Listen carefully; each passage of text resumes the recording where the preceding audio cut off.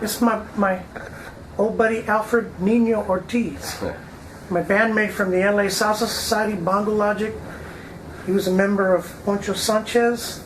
He's been a band leader of his own band, Son Mayor. And we're going to play a little duet in a second, but I thought I'd let you get to know him better. So Alfred, how'd you get into music? Well, luckily, lucky for me, my oldest brother Eddie was the one who introduced me and the rest of my brothers to music, and man, what a lifesaver, really. Growing up the way we did, growing up on the west side of Long Beach in a barrio, tough barrio, a lot of gangs, a lot of drugs, a lot of killings, a lot of just real tough neighborhood, and had it not been for music, I don't even want to think where I would be. Ah. Yeah. What was the instrument you played first? Conga? Conga. Yeah. I remember my brother actually took me. I was in high school, and my brother actually took me to a park in Wilmington, the next town over, and there was a little drum circle, and they weren't really playing anything. Now, in hindsight, it wasn't really authentic but it sounded really good to me, just the sound of the congas. Yeah. And seeing those guys having so much fun, I was hooked. Yeah. It's weird, man. We know some really good female percussionists. Yeah. But it seems like drumming is a boy thing.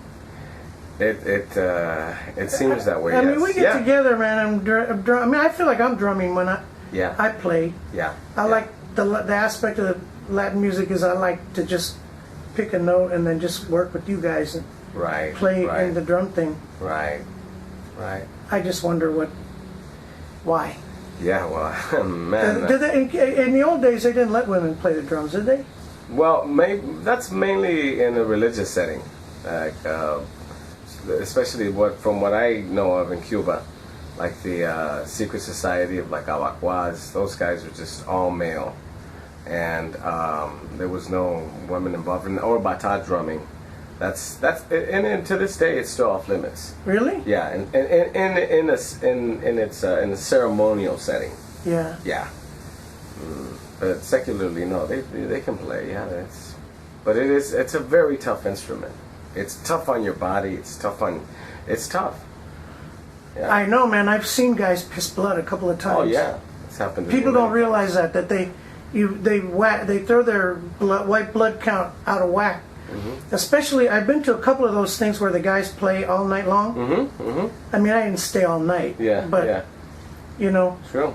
They play all night, and then in the morning it's pretty common to piss blood. Yeah, that happened to me. That's happened to me, and it doesn't happen to me anymore because I realized how serious it was, and but it's scary when you first see it. Yeah. Yeah. It's tough. You don't want to see blood coming out of your eyes. You don't want to see it coming out of your... anyway. So, dude, talk about your influences. Oh, man. Honestly, early on, when I first started playing, my influences were what was available to me at the moment, and so early on it was Poncho. I was one of the first records that I heard, I remember. And you remember which one? Yeah, it was Sonando. Oh. Yeah, I think it was Sonando. I love that album. To this day, I love it. And so definitely Poncho, and early on, and then later on. Hang on, you know who? Because I know those guys. Yeah. I grew up with those guys, kind of, Right. I mean, Poncho's from Norwalk. Yeah. And Dick Mitchell's on that record, right? Right. That was it, and Gary Foster. Gary Foster. Yeah, that was Gary. Yeah, because he had been playing with Claire Fisher, and so he co-opted a lot of the people. And however, I was going to say, I think who really was important to that band was Charlie Otwell. Oh man. That was the heart, like the heart and soul of the band. Yeah. Absolutely. The pianist, Charlie. I wonder what he's doing. No doubt, man. Yeah. It's wonderful to hear him play. I really enjoyed talking to him. Every now and then we'd be at a gig together, and he had just started writing. He was like writing science fiction, And he had really interesting political views.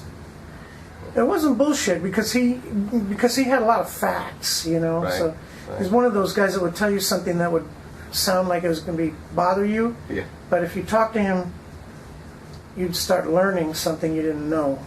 You know. Anyway, so what are you up to these days? What challenges are you facing? Well, before that, just to go back to the influences, Poncho was definitely initially was an influence, Right. But luckily I got hooked up with some Cubans, crazy Cubans, Marielitos, and People I know? I don't know if you know. I don't know if you would know them by name. Ricardo is one of. They're not. They don't. Do they work?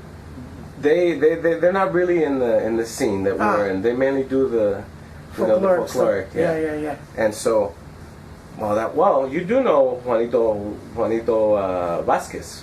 You know, the late Juanito. Yeah, he passed Juanito away. Fantasia. Yeah. So with people like him. Yeah. Right, beautiful guy, man, and very, very eccentric, but beautiful guy. And I'm really grateful that I got hooked up with him because I got to see the roots, and from that I was hooked, and I started really, really getting into Cuban music, digging deep, and then of course, Tata Guines became, my guy. And then you started finding out the real guys. Exactly. But speaking of Juanito, man, when Bongo Logic went to New York in 1991, right? You know that story, right? He was trying to get us to go to Union City to cross the river, and he wanted to hook up with an old cousin or something. Okay. And nobody wanted to do that. We were only in New York for a few days, Right. and all the New York guys, they grabbed us and they were taking it. We didn't sleep for 3 days, but he didn't hang with us. He took a taxi or a bus or something.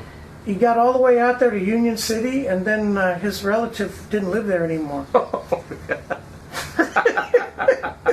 Did you know that? It sounds like the kind of stuff that, absolutely, yeah. And I remember when Vivian Alvarez, who's my Facebook friend still, remember she from the Miami Spice? Of course. Yeah. When she opened the new store, yeah. I just remember driving away, and she wanted Juanito to do that blessing thing, Oh, okay. So we had the shot, and they spit it in a couple of different directions. Right. They do the formal. Yeah. I was driving away, and he was in the doorway doing that on Pico Boulevard. Oh, wow. Juanito, man. Oh, yeah. So anyway, getting back here. Yeah. So tell us what you're up to these days. Well, right now, of course, the staple is always Son Mayor. I really feel so grateful, and I'm so indebted to my brothers, and we've been together for over 25 years, and so we're still playing, we're still going strong, and you can always catch us at Stevens on Saturday nights. We've been there for like about 3 years, and I always say this to people because Stevens sort of has a reputation among musicians for being sort of like I don't know if I should say this, but sort of like a dive or like a hard place to work. But I don't see it that way. We play there every Saturday night. We give it all we have, and it's money coming in, and we actually have a pretty good following there, and so you can always catch us there on Saturday nights.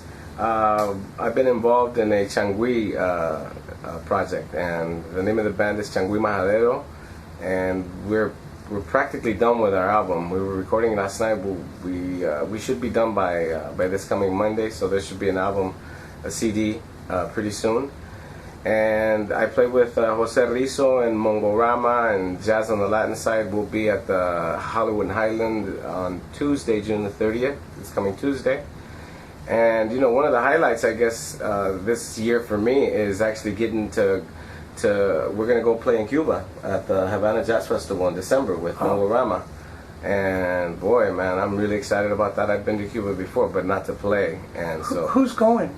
Do you know? You mean the band members? Or, Danilo Lozano, who's a flute player. Dairen Santamaria is the violinist in the group. Joey De Leon is going. Rene Camacho, Joe Rotundi. 1, 2, 3.